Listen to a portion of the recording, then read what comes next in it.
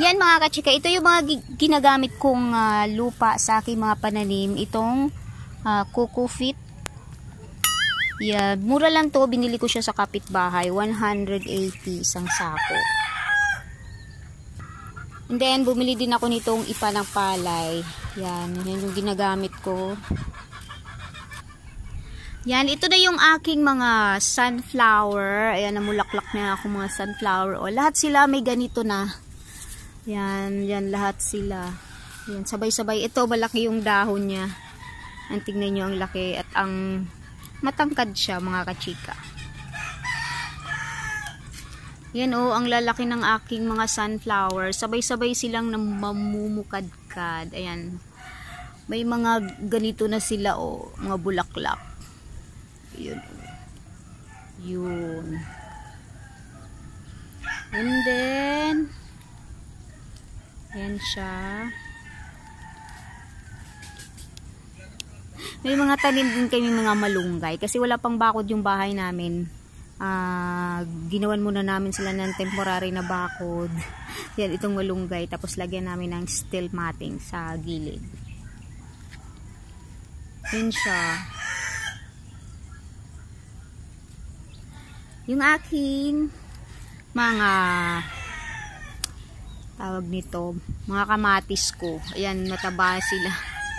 Ayan mga kachika, o ang taba ng aking mga kamatis. Malapit na silang mamunga. Then dito din sa kabila, puno din siya ng sunflower. Tingnan nyo mga kachika, o. Ayan, sabay-sabay din silang mamumukadkad. Tingnan nyo.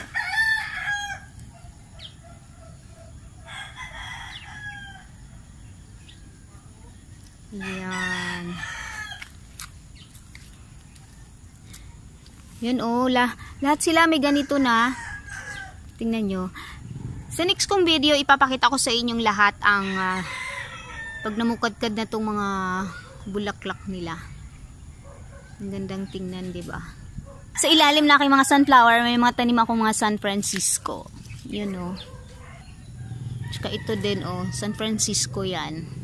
Madali lang itanim yung San Francisco at putulin mo lang doon tapos itukod mo lang siya.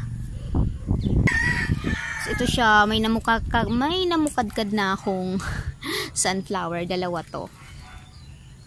And then ito naman, itong isa, yan, pinapaano ko muna yung buto niya kasi itatanim ko siya ulit. Malapit ko na tong putulin at harvestin tong mga buto na to. May tanim din ako nitong ano na to.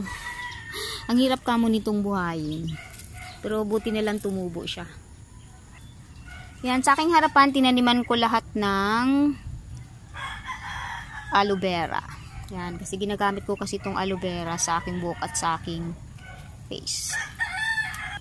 And then ang aking maswerteng halaman. Yun, ang aking money tree. May namulaklak na naman siya guys, oh. Yan, namumulaklak siya pag may perang darating. Yan siya yung sign na may perang darating pag namumulaklak siya. Yan. Malaki na siya.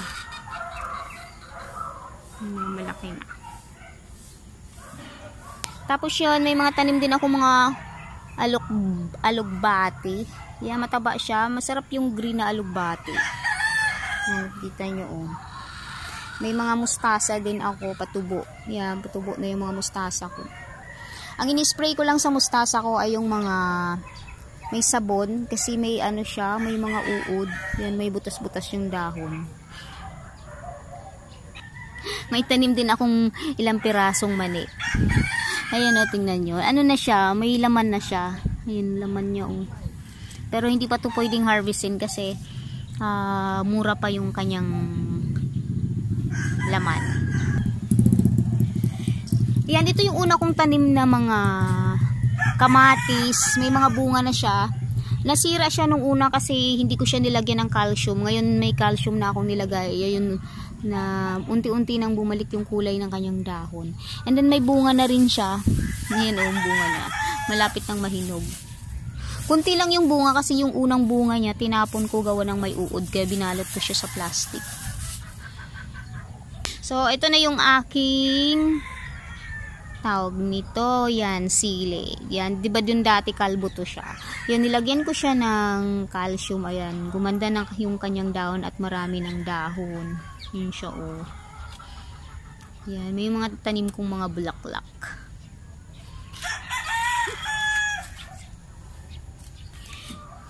Ito yung mga bagong tanim kong mga bulaklak, mga halaman. Ito Calathea to. Ito naman Aglonema. Yan, malaki yung dahon niya. Ang ganda ng dahon niya guys at ang taba. Dahil sa lupang ginamit ko. Yan, meron na akong Alocasia Pridec. Yan, maliit pa lang siya. Yung aking Aglonema Siam, Red Siam. Yan, yung Red Siam ko. And ang aking Wave of Love, nilipat ko na dito. Ang laki-laki kamo ng paso nito mga kachika. Pero mura lang tong paso niya, 85 pesos lang. Kaya dito ko na siya nilipat kasi para permanent na siya dyan. Hindi ko na siya ililipat ulit. And then ang aking Selum, nilipat ko siya dito sa El Silim kasi diba sa loob ng bahay ito, nilipat ko siya dito para makalanghap siya ng sariwang hangin. Yan ang aking Aglonema Spotted Evergreen Cristatum plant. And then malaki na rin yung aking iba. Ang aking sayote, dyan ko pinakaano yung aking sayote sa aking temporary na pader. Yan yung aking papaya. May mga tanim din akong mga luya. Yan, sitaw. Para na nga tong yung aking paligid parang munting bahay kubo. Yan yung mga sili ko. O, tingnan nyo mga kachika, ang ganda na. Yan, ang ganda na ng dahon niya dahil sa calcium. Yan, ang ganda na ng dahon niya. Green na at hindi na siya kulot. Diba? Yung aking pandan. Yan, guys. Yung sili, yan tingnan nyo guys, ang mga sili ko. Lagi siyang may bunga at hinog. Meron din ako nitong Alocasia. Yan, yung aking bagong tanim na Calathea. Ngayon pa lang, maliit pa lang siya. At saka itong aking peace lily. Yun. Triangularis ko guys. Ayan, bago ko pa lang ding tanim. Mga bago lang tong halaman ko. Dito yung maliliit na dahon na Aglonema. Aking Wandering Jew. Yan, buhay na siya. Ito yung saging-saging na variegated. Ito naman si Doña Carmen. Ang tagal pa ni Doña Carmen. Ang aking Alocasia na Black Velvet. Callidium ko. Ito guys, yung collection. Ito naman si Arrowroot. Or pantag. Yan, si Arrowroot variegated.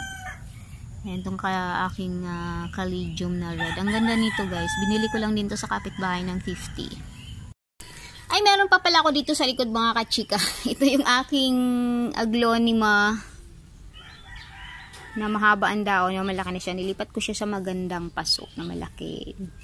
Yan, ito binigay ito sa kapitbahay. Maganda to mga kachika. Hindi ko lang alam yung pangalan nito. Kung alam niyo ang pangalan nito, just comment down below na lang. Kasi hindi ko alam. Hanging plant to eh. Tapos ito yung niya yung anak-anak niya. Ito, binigay din to sa akin ng kapitbahay. Aglonema din to. And then ito, tumubo lang siya. Hindi ko alam kung ano to. Callidium to or Alocasia. Hindi ko alam kung Callidium o Alocasia to. Ay, meron din pala akong tanim nito na pangalan ito, tea plant ang pangalan nito, T.I. Yan, tea plant. Alam nyo, mang ganda-ganda nito pag tumaas na siya, lalo na pag naaarawan siya, akala mo may ilaw siya. Para siyang fluorescent color. Ang ganda nito guys, promise. May mga tanim din kaming mga balinghoy. Tsaka gabi. Ang sarap ng gabi na to mga kachika kasi hindi siya makate. Yan, galing to sa naik sa kapatid ko. Yan. Tapos may tanim din akong kalabasa. Namumulaklak na aking mga kalabasa. Sili, sitaw, yun. Meron din akong pipino. Sari-sari na lang tong mga garden ko. Kung ano-ano na lang yung nakatanim. Yung aking pandan. Pinutulan ko siya ng daon kasi parang nag-yellow dito. Nahulugan yata to ng kalawang. And then ito guys, hindi to siya tanglad. Ano siya, yung pangbugaw siya ng mga lamok. Yan, dumami na siya, oh. Maganda to siya dikdikin, tapos lagyan mo siya ng oil, tapos i-spray mo siya sa loob ng bahay. Ang bango nito. Pinsan lang to ng tanglad, pero hindi to siya pwedeng ilagay sa ulam.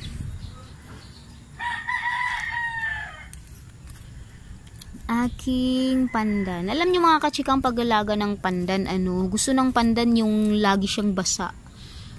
Mas gusto nito nakababad sa tubig. Tapos araw. Yan, gusto niyang araw na nakababad sa tubig. May araw pala na at nakababad sa tubig.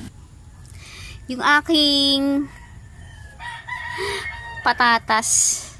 Di ko alam kung mayroon na tong laman. Ito na siya guys. So, mga dalang buwan na yata to. Kung masyadong alam ang pag-aalaga ng patatas. Aking tanglad. So yan lang mga kachika ang aking pinagkakaabalahan tuwing umaga dito sa aking garden. Yan, mainit na. Ang ganda ng sikat ng araw.